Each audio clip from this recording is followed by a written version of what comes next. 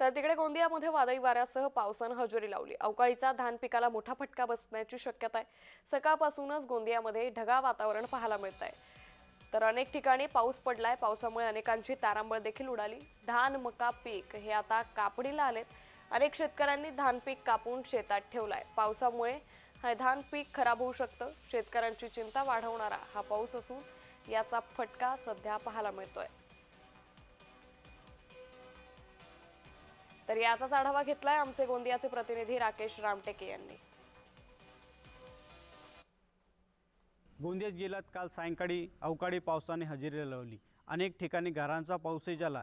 त्यामुळे शेतपिकांचे मोठं नुकसान गोंदिया जिल्ह्यामध्ये झालं असल्याचे दिसून आले। आज आपण पाहू शकतो सकाळपासूनच गोंदिया जिल्ह्यामध्ये ढगाळ वातावरण आहे।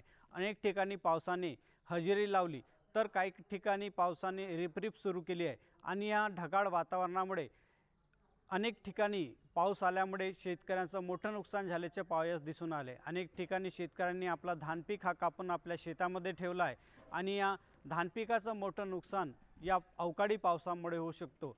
परंतु अवकाळी पावसामुळे वातावरणात गारवा निर्माण झाला आहे। त्यामुळे शेतकऱ्यांसोबत नागरिकांना याचा दिलासा मिळाला आहे। मात्र शेतकऱ्यांची कुठेतरी या अवकाळी पावसामुळे फार मोठं नुकसान झाल्याचे आपल्यास दिसून आलं आहे। राकेश रामटेके, जय महाराष्ट्र न्यूज, गोंदिया।